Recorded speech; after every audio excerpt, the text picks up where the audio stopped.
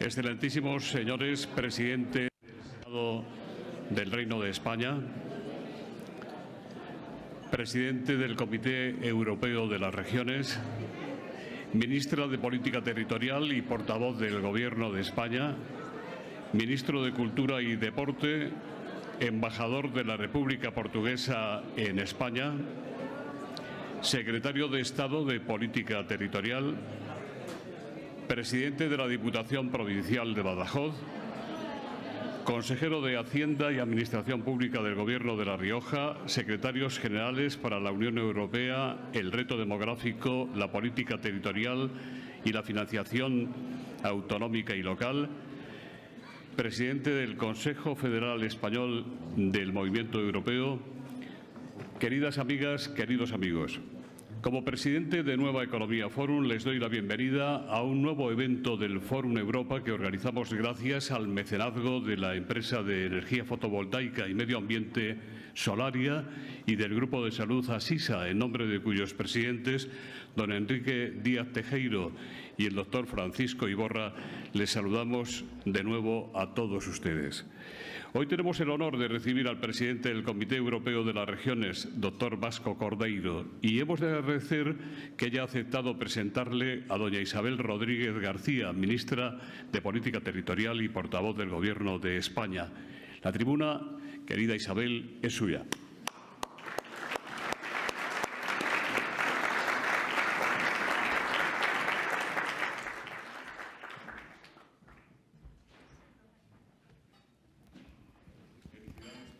Empleo.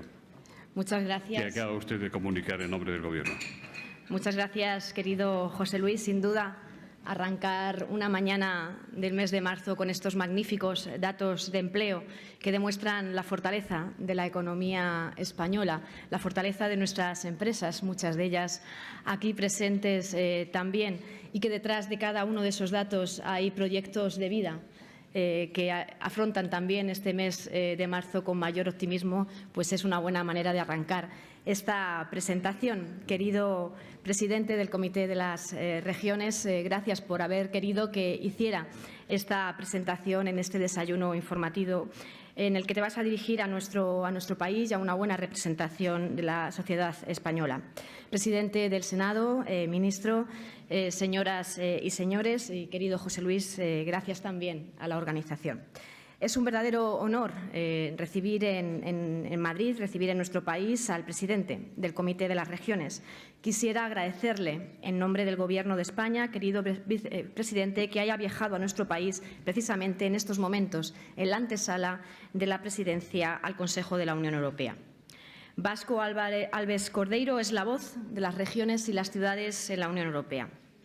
Unión Europea que funciona sobre la base del principio de subsidiariedad, es decir, sobre la base del sentido común. Porque el principio de subsidiariedad significa tomar decisiones al nivel gubernamental que sirvan mejor al interés público y, siempre que sea posible, lo más cerca, a nivel local.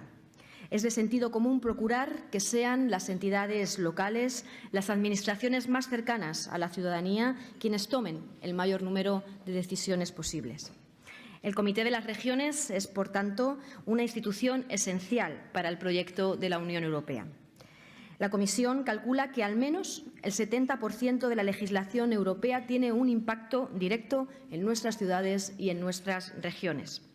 Para ello, el asesoramiento del Comité de las Regiones es indispensable para que el proyecto europeo sea verdaderamente democrático, se puedan conciliar todos los intereses locales y realmente las normas que de allí surgen sean normas avaladas también y apoyadas socialmente.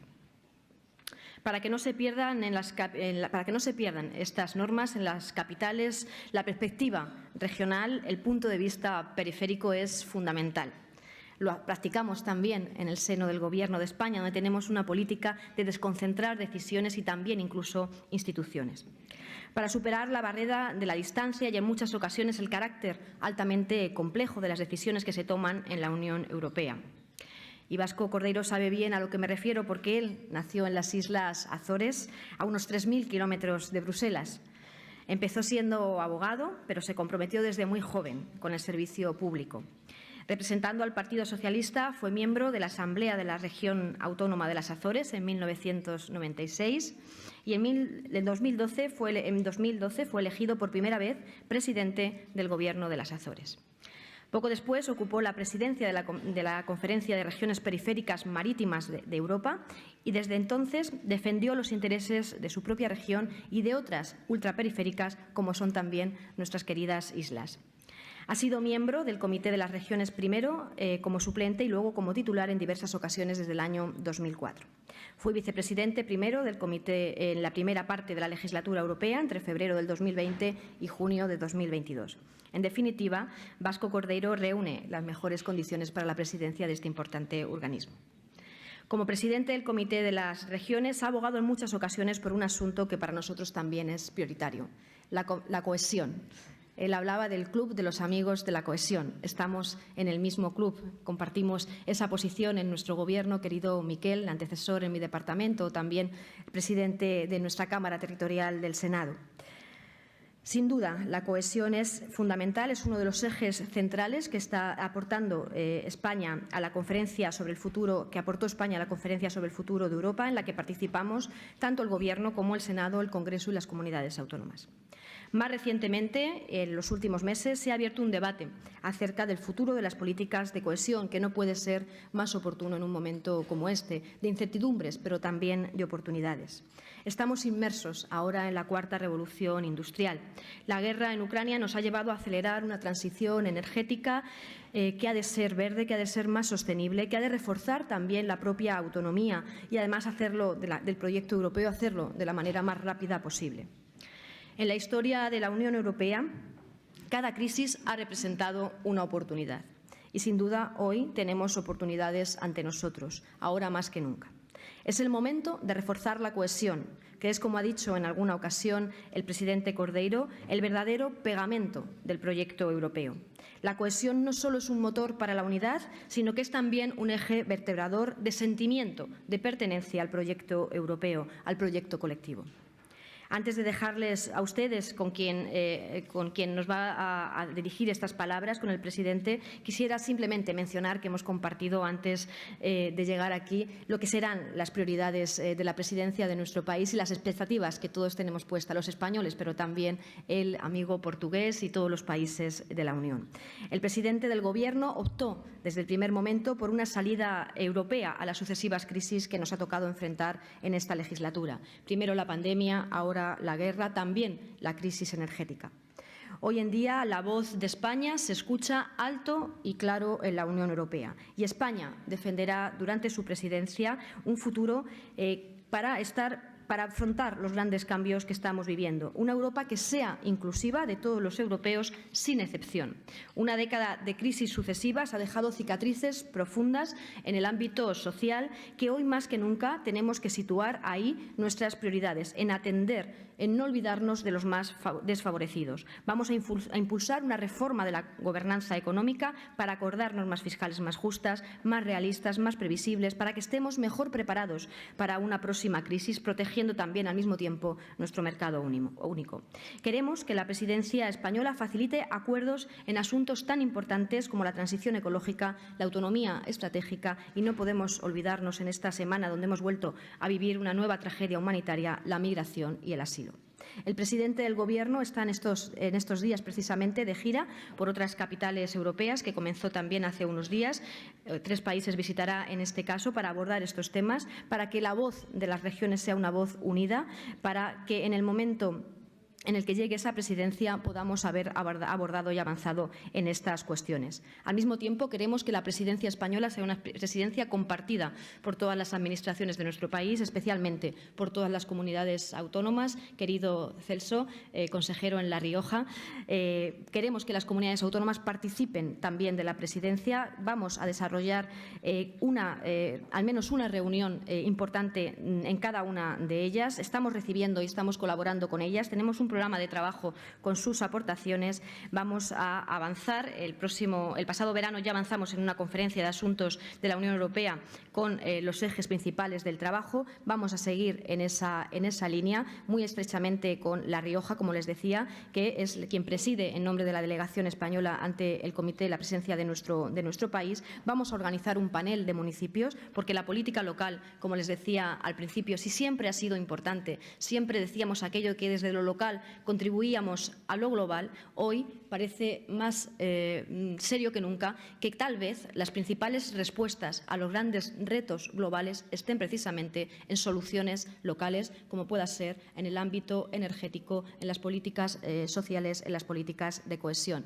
Deseando de escucharle, querido presidente, muchas gracias por habernos visitado y mantenemos el trabajo y el contacto permanente en pro de una unión donde la cohesión social sea el eje fundamental. Para ello ha de ser además un motor económico que garantice riqueza para poderla repartir de manera más justa. Buenos días.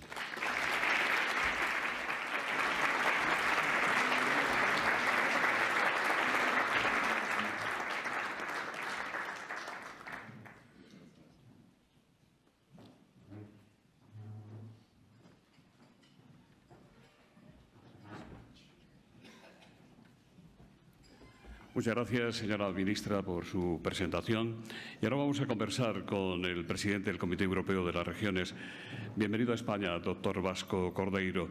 El Comité de las Regiones publica anualmente el informe de la Unión Europea sobre el estado de las regiones y de las ciudades. En su última edición se centra en las consecuencias económicas y sociales de la guerra de Rusia contra Ucrania, los efectos duraderos de la pandemia de la COVID-19 y la necesaria recuperación, la emergencia climática y la transición energética, la lucha contra las desigualdades y el futuro de la democracia. Señor Cordeiro, ¿cómo debería afrontar la Unión Europea todos estos importantes desafíos? ¿Cuál debería ser el papel de las regiones y de las ciudades? ¿Y cómo articulará el comité que usted preside ese desempeño? Well, good morning, everybody. Bueno, buenos días a todos. Me han dicho que hablar en inglés.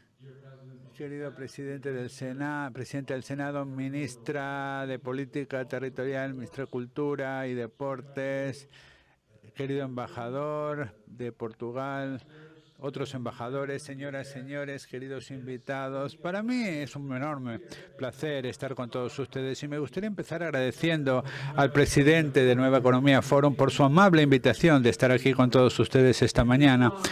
Y voy a intentar compartir con ustedes algunas de las ideas del Comité de las Regiones y de cómo el Comité de las Regiones ve el futuro de la Unión Europea. Entonces, esta es una pregunta muy importante la que usted me acaba de formular, querido presidente, y si tuviera la contestación de esta pregunta, hoy pues ya estaría todo resuelto, ¿no? Pero desgraciadamente no es así. Creo que a lo que nos enfrentamos ahora, algunos de los retos que usted acaba de mencionar, pues suponen que estamos en un momento decisivo, un momento de definiciones en cuanto a sustancia, pero también un momento de decisiones en cuanto a la forma en la que abordamos estas cuestiones. ¿Y por qué hablo de la sustancia? Bueno, hablo de la sustancia porque no podemos olvidarnos de la importancia estratégica de algunas de las elecciones que tenemos que tomar en el marco en el que vivimos actualmente. Por ejemplo, en el sector de la energía. En la situación actual y después de la invasión a Ucrania, lo que tenemos ahora, bueno, lo que teníamos, mejor dicho, era una tendencia o una tentación, diría yo, una tentación de volver a la seguridad que nos daba antiguamente las antiguas fuentes de energía, los combustibles fósiles, por ejemplo. Por lo tanto, este es un momento definitorio, porque creo que la sustancia tiene que ver con abordar este desafío. No yendo hacia atrás, sino yendo hacia adelante, más rápidamente, para abordar la transición energética. Yo creo que ese es uno de los ejemplos que le podría dar del momento tan definitorio que vivimos ahora en lo que se refiere a la sustancia, en este caso en lo que se refiere a la energía. Pero también es un momento definitorio en cuanto a los procedimientos y en cuanto a ¿cómo hacemos las cosas? Porque la respuesta a los retos actuales no es el aislamiento, no es. La respuesta a los retos actuales supone avanzar hacia el futuro de forma colectiva, cooperando a nivel institucional, como por ejemplo lo hace la Unión Europea, que justamente defiende intereses comunes y aborda retos comunes de forma común, pero no solamente de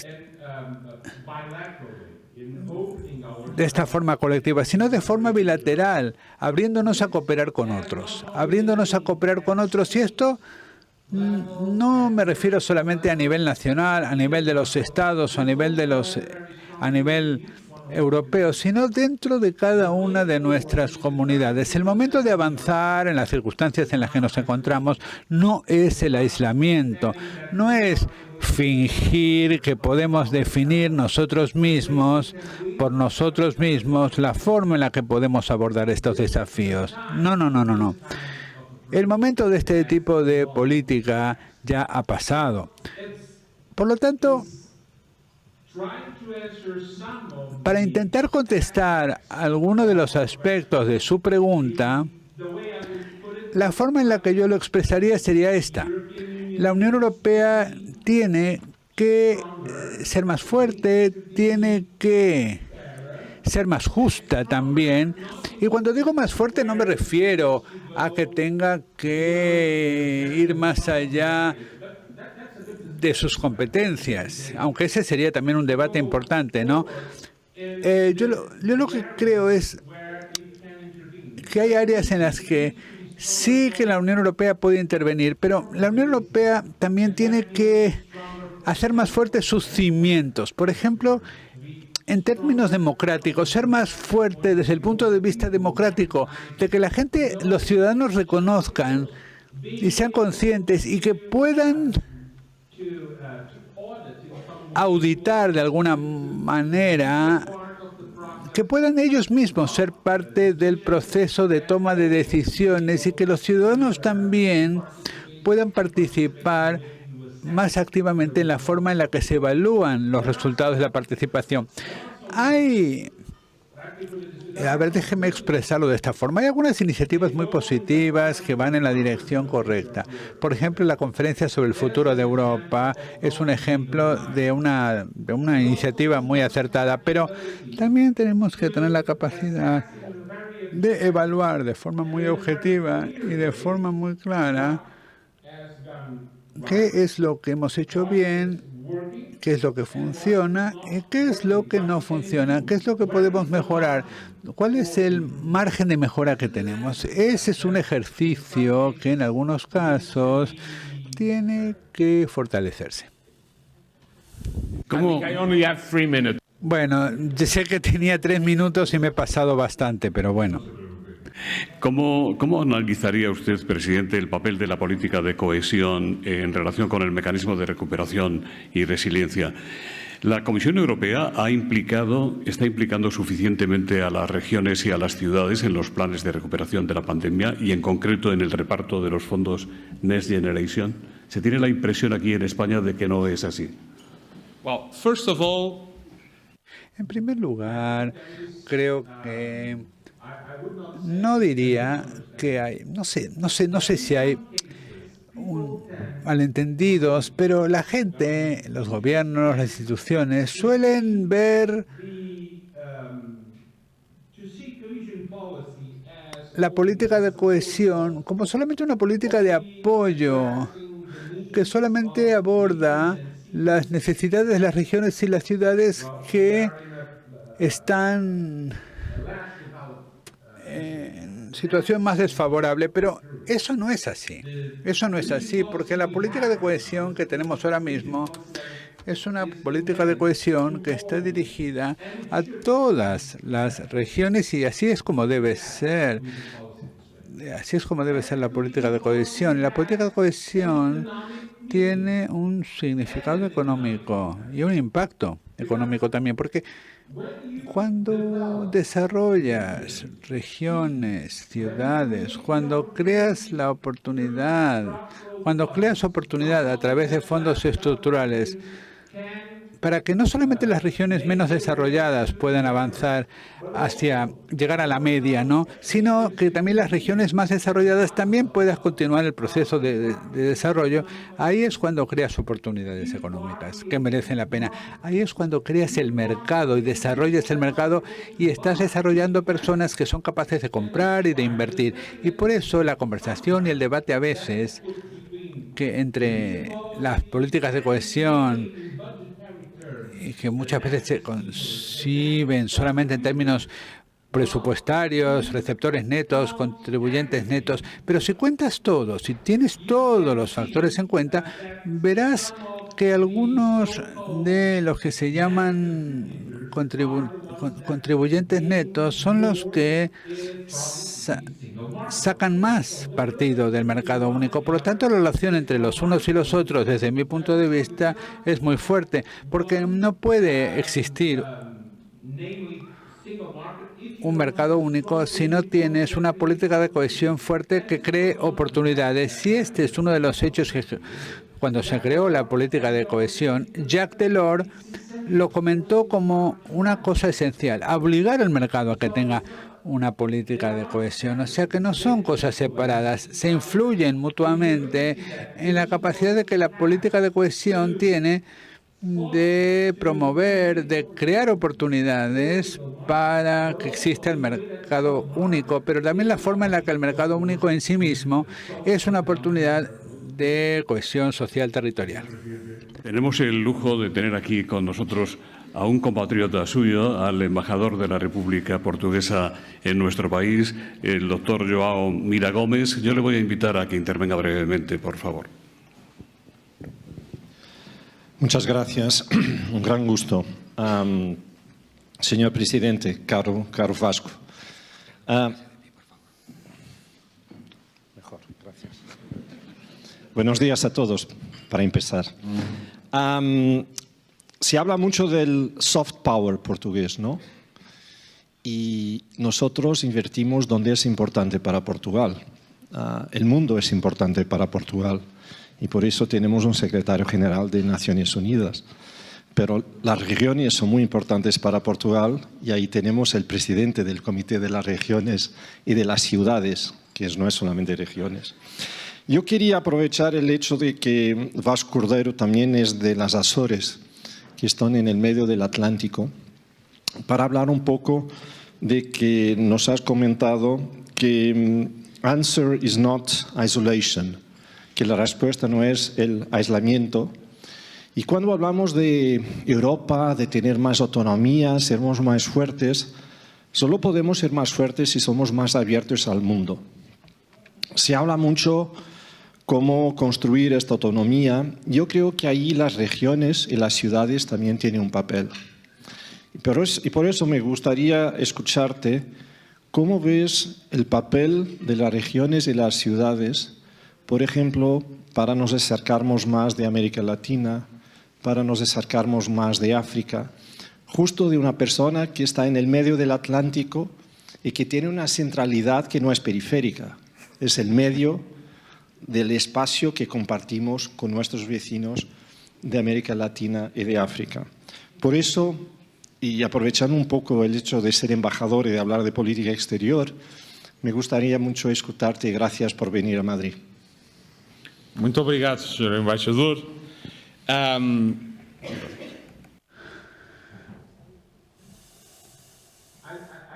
Bueno, yo creo... A ver, permítanme que lo diga de esta forma. Los niveles subnacionales de gobierno, incluidas las provincias, las regiones, las ciudades, los municipios, los ayuntamientos, creo que son la clave. Yo estoy convencido, estoy convencido de que son la clave para, en muchos casos, en la mayoría de los casos, diría yo, de conseguir objetivos de excelencia que se definan a nivel estatal y que se puedan materializar a nivel de las personas. Una de las ideas en la que estamos trabajando en el Comité de las Regiones es precisamente la idea de llegar a organizaciones similares en Norteamérica, en Latinoamérica y en otras áreas del mundo. Porque es muy importante poder traducir a nivel de las comunidades los objetivos y las metas, las ideas que en algunos casos se plasman a nivel estatal, a nivel nacional. Por tanto, hay un papel inmenso que podemos desempeñar, pero, y siempre hay un pero, uno de los retos principales en los que tenemos margen de mejora es a nivel nacional, a nivel de los estados, porque yo no creo, yo estoy convencido de que si los estados comprenden y pueden identificar las oportunidades, y tampoco es una cuestión de diplomacia paralela, me refiero a tener la oportunidad de poner a los niveles subnacionales de gobierno, hacer que estos niveles subnacionales hablen con los niveles subnacionales de otras partes del mundo, de otras organizaciones. Y hay que promover estas conversaciones. ¿Y por qué es tan importante esto? Es importante en primer lugar porque yo creo que la clave para que la gente, para que el ciudadano de a pie comprenda o sienta incluso, diría yo, sienta la utilidad, la importancia, el mérito que tiene la cooperación entre la gente, el mérito que tiene, la importancia que tiene trabajar juntos en la consecución de desafíos comunes, procede del trabajo de aquellos poderes que están más cerca de los ciudadanos, es decir, los gobiernos municipales y regionales. Pero aquí hay muchos retos, ¿no? Porque hace falta una voluntad de las regiones y las ciudades de embarcarse precisamente en este tipo de procedimientos. ¿Sí? Algunas regiones, algunas ciudades no piensan que esto sea algo que pueda, un área en la que pues les merezca la pena gastar esfuerzos. Pero incluso a nivel nacional sería importante que se promueva, que se motive, que se produzca este tipo de cooperación. Pero yo creo que la clave es la que acabo de mencionar. Y hay algunos ejemplos de lo que las regiones y las ciudades pueden hacer en una situación en la que haya que enfrentarse a retos que van mucho más allá de la realidad, ¿no?, de las ciudades y las regiones. Por ejemplo, la guerra en Ucrania. Los primeros que respondieron ante la guerra fueron las ciudades y las regiones. Fueron las que abrieron edificios, polideportivos, distintos tipos de infraestructuras, bibliotecas para acoger a refugiados. Esto es algo que sucedió porque los niveles subnacionales pues lo hicieron posible. Por lo tanto, puedo decir para terminar que hay un enorme potencial que se puede explorar para pues avanzar en esa dirección. En relación a lo que estaba diciendo usted, la agresión de Rusia a Ucrania ha puesto patas arriba el orden mundial y enfrenta a la Unión Europea a una guerra en sus puertas, una guerra cuyo desenlace nadie en estos momentos es capaz de pronosticar con certezas. El Comité Europeo de las Regiones lanzó a mediados del año pasado la Alianza Europea de Ciudades y Regiones para la Reconstrucción de Ucrania en respuesta al llamamiento del presidente Zelensky y tan solo 7 días después de que Ucrania recibiera el estatuto de país candidato de la Unión Europea. ¿Cómo está funcionando esta alianza en la práctica? ¿Qué valoración puede hacernos del impacto de la guerra en los objetivos de las políticas de la Unión Europea y el papel de los entes locales y regionales fundamentales en la configuración del futuro de la Unión Europea. También le preguntan, presidente, si está preparada la Unión Europea, en su opinión, para soportar a Ucrania en su heroica resistencia a una guerra larga y tan cruenta como podría ser. Maybe starting by the second. Bueno, si me permite empezar por la segunda parte de la pregunta. Lo que yo creo... Bueno, la respuesta a esa parte de la pregunta es la respuesta a la pregunta de si la Unión Europea está dispuesta a luchar para sobrevivir, porque ese es el quid de la cuestión. Eso es para mí lo que está en juego.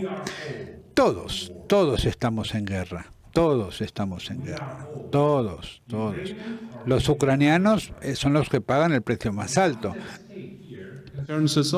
Pero lo que está en juego aquí nos compete a todos. A veces lo vemos como una cuestión de solidaridad, pero no es una cuestión de solidaridad, es una cuestión de contribuir al esfuerzo común de una guerra que nos afecta a todos. Porque si Ucrania cae, pues la cosa no va a acabar allí, y estoy convencido de ello, No va a acabar ahí. Por lo tanto, la respuesta a esa pregunta que usted me formula es la misma respuesta a la pregunta de si la Unión Europea está dispuesta a luchar para sobrevivir. Y yo creo que debe hacerlo. Cueste lo que cueste. Y la segunda parte de la pregunta, y también pues la primera parte de la pregunta, tiene que abordarse estableciendo claramente la diferencia entre dos situaciones. Existe una situación en la que tenemos una guerra, un conflicto bélico, y donde existe la necesidad de apoyar sin ambajes a el país que está siendo atacado. Y la Alianza de Ciudades y Regiones tiene dos tareas. La primera es promover la cooperación entre pares, o sea, ciudades con ciudades, regiones con regiones. Ya tenemos buenos ejemplos de esto. Por ejemplo, Cascais en Portugal. Cascais está trabajando para reconstruir parvularios en Ucrania. Hay ciudades en la República Checa que han ofrecido tranvías y autobuses a ciudades de Ucrania. Por lo tanto, esto ya está sucediendo. Pero el segundo objetivo de la alianza es subrayar la importancia de los niveles locales y regionales de poder en la reconstrucción de Ucrania. Poner de manifiesto la importancia de la democracia local y regional en la reconstrucción de Ucrania. No solamente el Comité de Regiones ya tiene la oportunidad de subrayar esto, sino que tenemos, bueno, yo de hecho personalmente tuve la oportunidad de ir a Berlín a la conferencia del G20 sobre la reconstrucción de Ucrania. Justamente puse de manifiesto esta idea, ¿no? Porque esta es una oportunidad muy importante y también el trabajo del Comité de las Regiones tiene que ver con esto. Es una excelente oportunidad porque claro, hay que reconstruir muchas cosas en Ucrania. Como hay que reconstruirlo todo, pues ahora hay que reconstruirlo con las tecnologías más innovadoras, ¿no? En cuanto a energía, transformación digital. Por lo tanto, es una oportunidad también, ¿no? Este es un momento en el cual podemos aprovechar, ¿no?, esta tarea que tenemos por delante para construir las cosas, pero mejor de lo que estaban hechas. Ucrania no es tampoco el único país, ¿no?, candidato a acceder a la Unión Europea. También entonces es importante que no solamente con respecto a Ucrania, sino con respecto a otros países candidatos, quizás el Comité de las Regiones. Bueno, de hecho, el Comité de las Regiones tenemos proyectos de capacitación, para conectarnos con autoridades locales y regionales de estos países candidatos y también ayudarles a participar y a involucrarse ahora mismo, ya como candidatos, en el trabajo del Comité de las Regiones. Por ejemplo, tenemos el programa de políticos jóvenes que implica a cargos jóvenes electos en el Comité de las Regiones y hemos decidido ampliarlo a Ucrania y a otros países candidatos para darles a estos jóvenes políticos de esos países la oportunidad de ser observadores en nuestros trabajos, para que participen en nuestras sesiones, para que participen en nuestros trabajos. Yo soy un ferviente convencido en este tipo de trabajo, porque realmente puede ayudar muchísimo, puede realmente ayudar un montón a que estas instituciones puedan avanzar en su camino hacia la Unión Europea. Hay un tercer aspecto que sí que sé que me estoy pasando un montón, pero hay un tercer aspecto que sí que me gustaría abordar. Es muy importante que mantengamos una cierta racionalidad en este momento. No tenemos que perder la racionalidad. La Unión Europea necesita reformar la forma en la que trabaja. No es una cuestión de decir que estamos encontrando una forma de excusarnos. No, tenemos que reformar la forma en la que trabajamos. No solamente estamos... porque está todo muy bien ser generosos e intentar ampliar la Unión Europea, pero hay que darse cuenta de que la forma en la que Europa funciona ahora hay que reformarla. Hay que reformarla para ser más eficientes. Tenemos que reformar la forma en la que funcionamos para conseguir más fácilmente lo que tenemos que conseguir. Se han formulado algunas propuestas, se han vertido algunas ideas, pero es muy importante que tengamos en cuenta que ampliar a la Unión Europea, acoger a nuevos países, tiene que ir de la mano con esta idea de mejorar la forma en la que trabajamos. Presidente, este año se celebra el 30º aniversario del Mercado Único Europeo, uno de los mayores bloques comerciales del mundo, que quiere acercarse a la altura de las otras potencias comerciales mundiales como Estados Unidos y China. Desde el punto de vista de la política de cohesión, ¿qué análisis nos puede hacer de la contribución del mercado único a la construcción de la Unión Europea y a qué retos nos enfrentamos en una época de cambios geopolíticos significativos? Y también le preguntan cuáles son todavía las asignaturas pendientes de ese mercado único desde el punto de vista del comité que preside.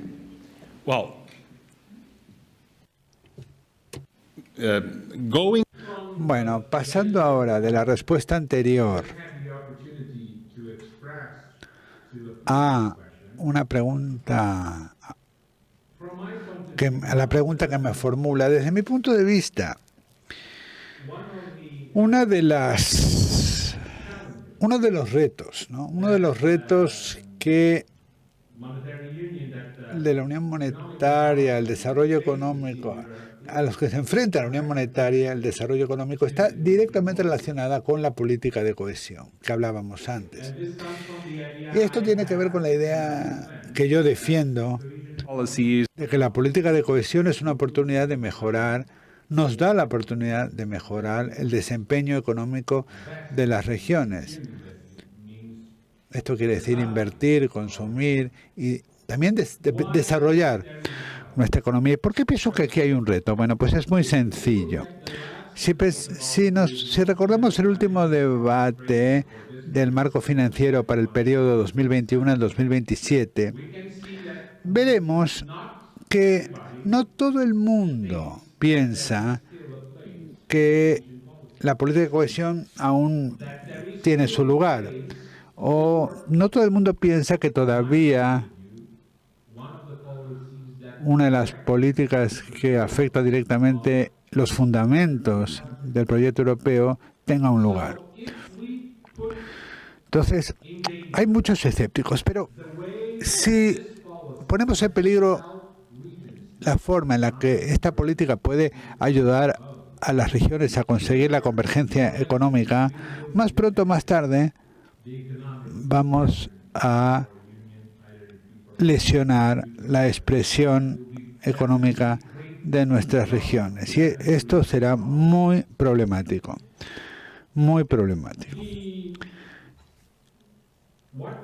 Entonces, lo que el Comité de las Regiones está haciendo ahora es exactamente manifestar, subrayar, poner de manifiesto la importancia de la necesidad de tener una política robusta, una política de cohesión robusta como una base para trabajar en otros componentes de la Unión Europea, del proyecto europeo. Pero, a ver, si me lo permite, me gustaría aclarar algo, porque yo no quiero que mis palabras se interpreten como que estoy intentando que la política de cohesión solamente la tienen que defender las instituciones europeas, porque todo empieza por nosotros. Las regiones son las primeras, las ciudades son las primeras. La mejor forma de defender la política de cohesión es utilizarla, y utilizarla de forma prudente, utilizarla de forma correcta. Y nuevamente quiero decir que queda mucho por hacer, hay muchas cosas que mejorar en este ámbito, porque las autoridades o nosotros, bueno, quizás esto sea demasiado genérico, pero a veces hay una tentación cuando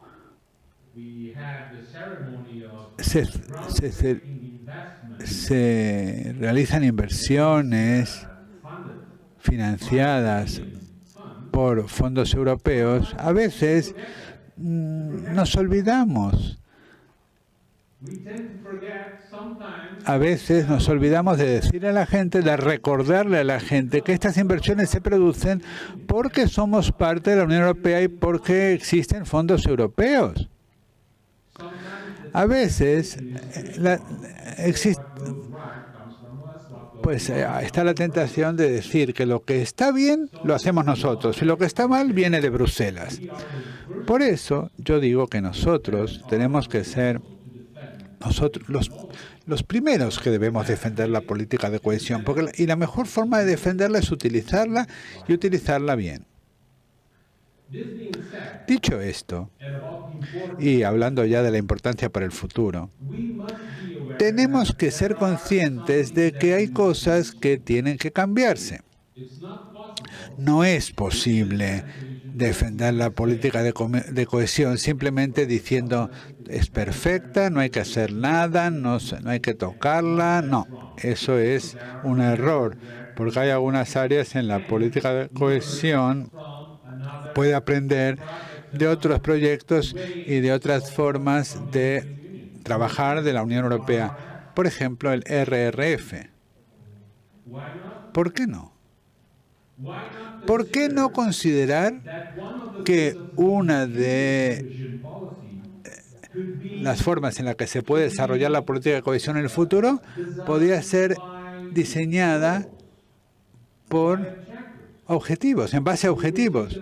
O sea, recibes el dinero, vas a recibir el dinero, pero solamente si consigues los objetivos, si solamente llegas a los objetivos. Ahora lo que tenemos es, lo que más importa es cuánto dinero te puedes gastar. Se invierte, presentas la factura y ya recibes el dinero. Pero hay algunas ideas que están en el fundamento, ¿no?, de lo que puede aportar la política de cohesión. Por ejemplo, la gobernanza multinivel, donde haya una participación de las regiones y las ciudades, no solamente a la hora de implementar, sino a la hora de diseñar este tipo de política. El Comité de las Regiones acaba de presentar, en septiembre del año pasado, presentó un informe sobre el estado de las regiones y ciudades de Europa. Y es increíble, ¿no?, ver el porcentaje de ciudades y regiones que solamente dicen: nosotras no participamos en el diseño del RRF. Bueno, pues la gobernanza multinivel, que es uno de los pilares de la política de cohesión, podría, o debe, diría yo, debería, pues tenerse muy en cuenta para el futuro, porque es importante también una perspectiva a largo plazo. Por ejemplo, alguna gente está hablando ahora, dice, bueno, está el problema de la energía, y en la política de cohesión hay dinero que no se ha gastado. ¿Por qué está este dinero ahí muerto de risa? ¿Por qué no se lo invierte en otros mecanismos para que este dinero pues sea de utilidad? Entonces, ven la política de cohesión como una hucha de donde se puede sacar dinero para resolver otras situaciones. Pero el tema no es el dinero, el tema es el tipo de respuesta que quieres proporcionar. Porque lo que hace la política de cohesión es darte una inversión estructurada a largo plazo, una respuesta a largo plazo.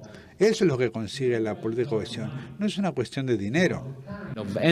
Tiene que ver con el tipo de respuesta que quieres darle a los retos de la actualidad. Si quieres dar respuestas que nos pongan en una situación mejor dentro de 20, 30, 40, 50 años, pues entonces tienes que aplicar una política de cohesión. Si no, simplemente coge el dinero y utilízalo para resolver como un parche para un problema que tienes actualmente, pero pues quizás dentro de 20, 30, 40 años te encuentres en el mismo problema en el que estás hoy. Ay, me estoy pasando un montón. Pero, bueno, además me estoy yendo por las ramas. Pero bueno, estas son algunas de las reflexiones y algunos de los posicionamientos que deben abordarse y que deben ser considerados en la situación actual en la que estamos definiendo tantas cosas. Tenemos ahora retos impresionantes por delante y estamos definiendo respuestas a iniciativas que, no quiero decir que van a comprometer, pero que van a dar forma a la forma en la que las siguientes generaciones vivan su vida, la forma en la que la Unión Europea se proyecta en el futuro. La crisis energética está comprometiendo la capacidad de la Unión Europea de alcanzar sus objetivos climáticos. La inflación y los altos precios de la energía provocados por la invasión de Ucrania por parte de Rusia no están disminuyendo la emergencia climática en la que vivimos. Al contrario, se espera que los daños causados por eventos como inundaciones, incendios forestales y calor extremo alcancen los 170.000 millones de euros al año en la Unión Europea. ¿Cómo cree el Comité Europeo de las Regiones y Ciudades que debe afrontarse esta situación desde las instituciones europeas? ¿Es el Green Deal, el Pacto Verde, una carga o una oportunidad para la economía de la Unión Europea? Por otra parte, el necesario despliegue de las energías renovables está encontrando dificultades, cuellos de botella en los procedimientos de autorización por ayuntamientos y gobiernos de permisos para la instalación y la conexión a la red eléctrica de las plantas fotovoltaicas y eólicas, y puede pasar también con la producción de hidrógeno. ¿No deberían los ayuntamientos y los gobiernos regionales ser más conscientes de la importancia de que agilicen las licencias para conseguir la necesaria, imprescindible autosuficiencia energética? De forma indirecta, creo que la respuesta a la segunda pregunta también responde a la primera. El Pacto Verde, a ver, si me preguntas si es una carga o una oportunidad, bueno, es una cuestión de supervivencia, ¿no? Es una cuestión de supervivencia. Y eso es, a ver, mi posición es que este es el momento en el que tenemos que avanzar más rápido hacia la transición energética. Y todo el mundo, no es una cuestión de los gobiernos nacionales o las instituciones, todo el mundo debe ser consciente de que esta es una cuestión de supervivencia. Mis compatriotas, el secretario general de las Naciones Unidas, el señor Gutiérrez, habla de la carnicería climática, ¿no? Y eso es lo que estamos padeciendo y tenemos que actuar. Desde luego está el desafío de los altos precios de la energía, pero esta es una oportunidad.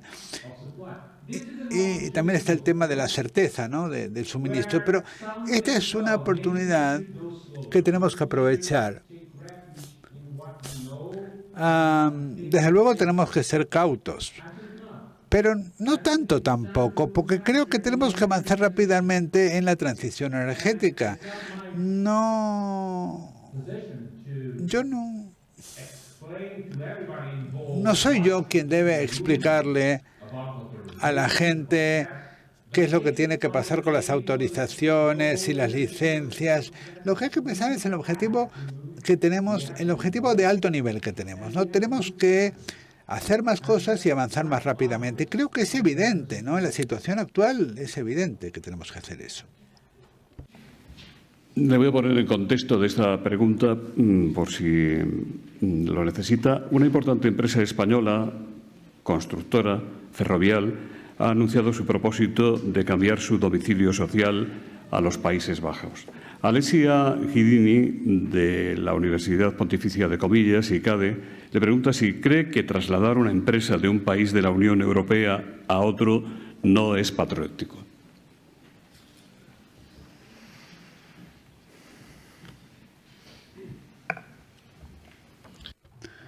Ay, ay, ay.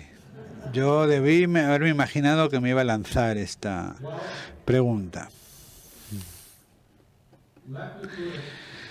A ver, déjenme que se lo formule de esta forma.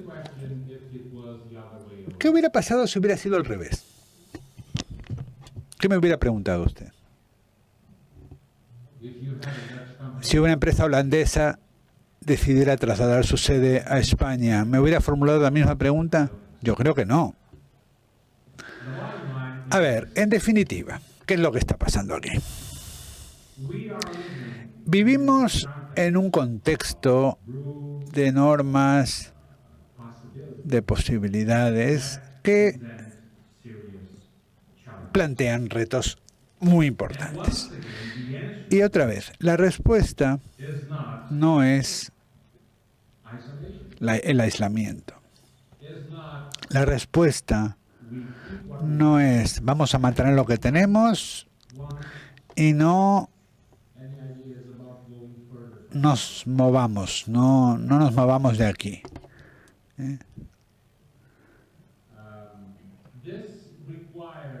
Pero a ver, lo que hace falta,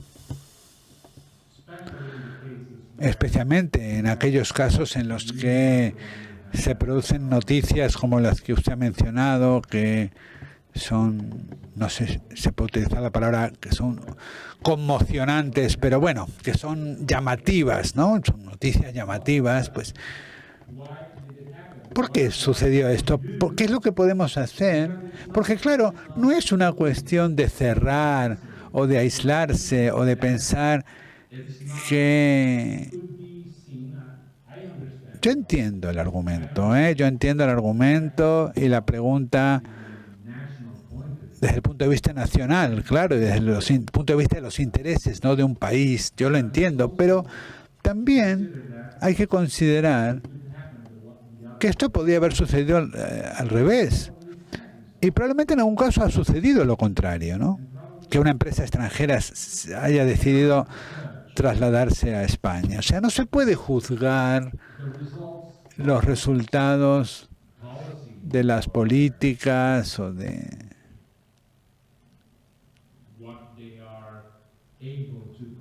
lo que pueden conseguir solamente cuando tú eres parte de la situación. ¿Esto ayuda a...? No, quizás esto no es lo que usted esperaba que yo le dijera. Yo lo entiendo. Pero esa es la respuesta que tengo para usted. Presidente, ¿usted cree que existiría este tipo de deslocalizaciones si Europa aprobara una asignatura pendiente que es la armonización fiscal, la armonización de las normas? No, I think it would help. Sí, claro, creo que ayudaría. Creo que sería muy importante, claro. Y creo que ayudaría un montón. Pero, se lo repito.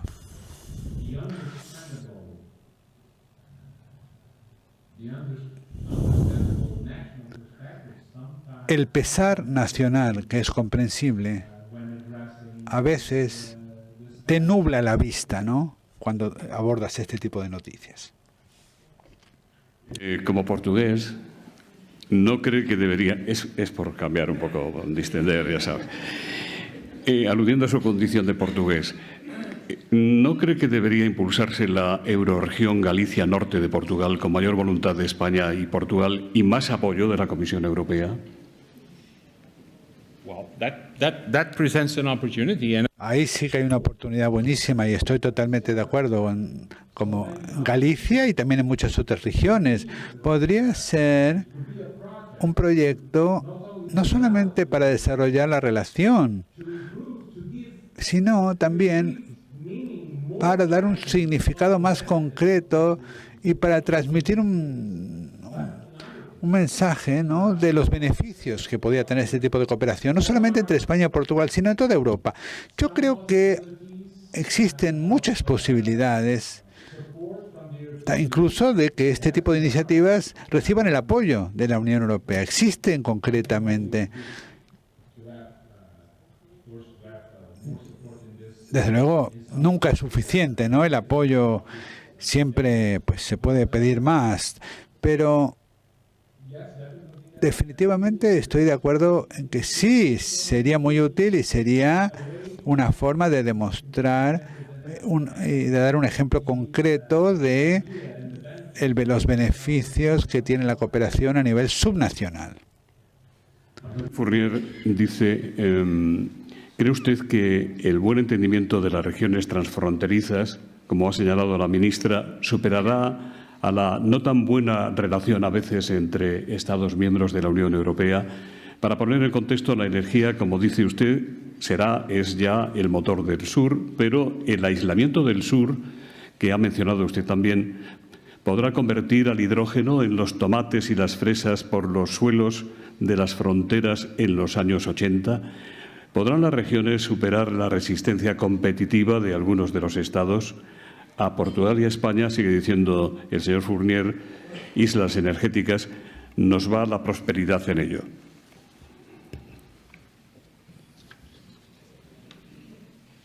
one of the challenges Uno de los retos que yo creo que todavía tiene que abordarse de una forma bastante más concreta es el de la cooperación entre regiones transfronterizas. Y es interesante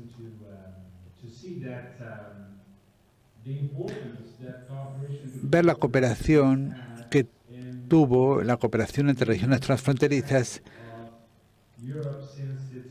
desde el principio de la creación de la Unión Europea. Sería una mayor cooperación, sería una forma de demostrar y de evidenciar todo lo que puede conseguirse, especialmente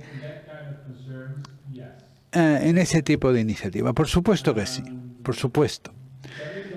Hay mucho margen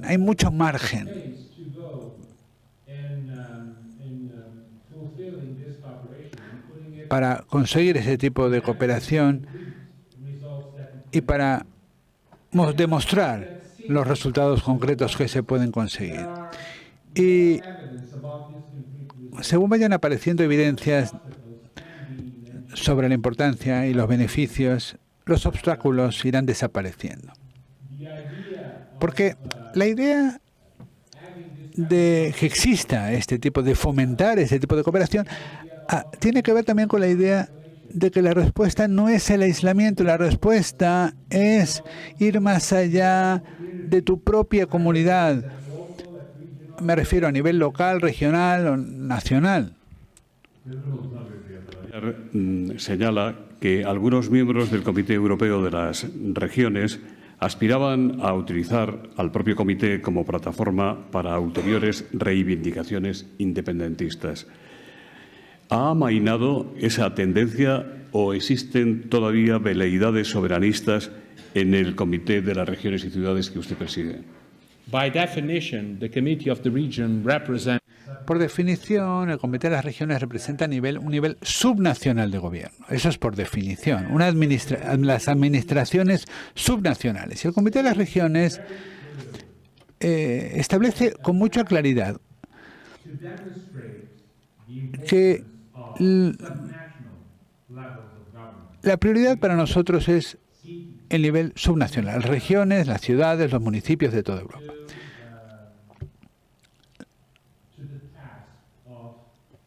La tarea de construir el proyecto europeo desde el nivel subnacional. Desde luego hay libertad de opiniones, libertad de expresión dentro del Comité de las Regiones, pero nuestra tarea, nuestro objetivo, nuestra meta está meridianamente clara. Estoy leyendo de WhatsApp, dice: en nuestra Europa de los estados, las regiones, las ciudades, queda espacio para los pequeños municipios y sus habitantes, que suponen un 20% de la población y es donde se producen los alimentos que nos permiten vivir. La brecha de servicios esenciales como la sanidad, la educación, transporte entre municipios es notable entre las ciudades y los pueblos rurales. ¿Será capaz la Unión Europea de reducir esta brecha, esta diferencia y aumentar la población en el extenso y productivo mundo rural? I think the European Union Creo que la Unión Europea ya ha hecho mucho ayudando a los gobiernos nacionales, a los gobiernos regionales y a los gobiernos municipales a conseguir ese tipo de objetivos. Esta no es solamente una responsabilidad de la Unión Europea. Cuando hablas de fondos estructurales, estás hablando también de fondos que promueven precisamente este tipo de proyectos y financian este tipo de proyectos. Pero lo digo una vez más, no es responsabilidad de la Unión Europea decir: esta comunidad de aquí debe conectarse a través de banda ancha a esta otra comunidad. Esa no es tarea de la Unión Europea. Ese no es el papel de la Unión Europea. Son las autoridades locales, regionales y nacionales las que deben decidirlo. Lo que puede decir la Unión Europea es que es importante que las comunidades estén conectadas y que, pues, hay fondos para promover todo esto. Pero son las autoridades de esos niveles las que tienen que presentar propuestas. No quiero ser grosero, pero la Unión Europea creo que está haciendo lo que le toca. Y los demás también tienen que hacer también su parte. Antes de darle a usted, querido presidente, un último turno para sus mensajes finales, quisiera cederle la palabra, como es usual, al representante de los mecenas que hace posible este Fórum Europa, al doctor Luis Mayero de Asisa, que junto con Solaria, representada hoy por don Fernando Sánchez Bódalo, hace posible, como le digo, esta tribuna. Muchas gracias, José Luis. Buenos días a todos. Muchas gracias por acompañarnos, especialmente ministra, ministro. Acaba de salir el presidente del Senado. También agradecerle, embajador. Lo que quiero es felicitar al señor Vasco Cordeiros por su exposición. Ha demostrado, como ha dicho en la biografía la ministra, que tiene un conocimiento profundo de estos temas y que está desarrollando una tarea de alto nivel. Quiero también agradecerle el trabajo que está haciendo en estos momentos tan críticos y, como también ha dicho la ministra, desde lo local intentar buscar soluciones a lo global con una cohesión no entre países, sino también entre provincias, regiones y ciudades. Y, como en esta última pregunta, también ciudades pequeñas, locales pequeñas, el mundo rural. Muchas gracias y desearle lo mejor en el futuro por su trabajo. Gracias a todos y buenos días. Thank you so much. Señor presidente. Bueno, ¿qué mensaje final podría transmitirles? Quizás mi mensaje final podría ser un mensaje que a veces se expresa, pero yo creo que debería siempre expresarse y siempre debería subrayarse. Lo que hemos estado comentando aquí, o lo que hemos estado debatiendo aquí, a veces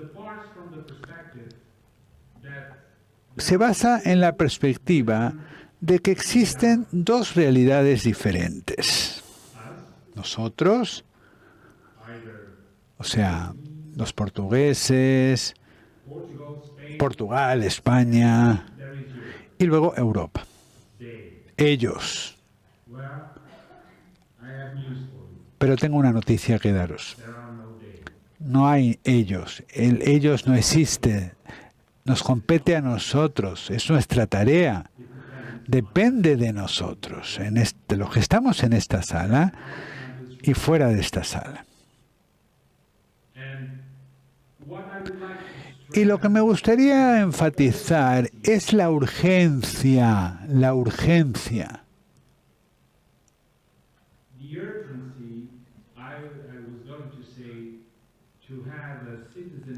La urgencia de que los ciudadanos, iba a decir yo, que los ciudadanos se hagan cargo de Europa. Quizás eso sea demasiado, pero sí existe la necesidad de que los ciudadanos, la gente de cada una de nuestras comunidades, la necesidad de que se den cuenta de que ellos son los que tienen la sartén por el mango y no solamente están a cargo de las cosas cuando no tienen, cuando les conviene. Los ciudadanos son los que deben tomar la iniciativa. Por eso enfatizo yo el nivel subnacional. Es la gente, la propia gente, y existe una necesidad de que se den cuenta de que les corresponde a ellos. Es importantísimo que la ciudadanía tome la responsabilidad. Vamos a tener una muy buena oportunidad en 2024, que es cuando se celebran las elecciones europeas. Pero tenemos que participar no solamente una vez cada X años, tenemos que participar permanentemente, porque si no el proyecto europeo no va a sobrevivir. Si la gente, si los ciudadanos no se toman el interés, y es un interés legítimo, si no se toman interés, entonces, pues no vamos a poder avanzar.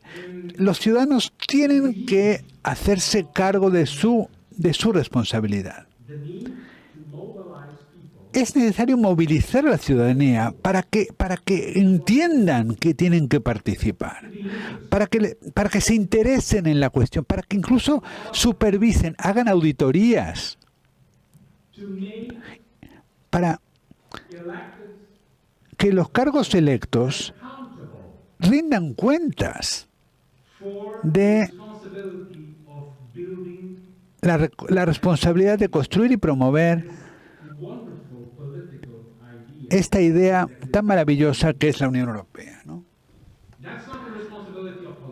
O sea, no es la responsabilidad no es de los políticos, la responsabilidad es de los ciudadanos.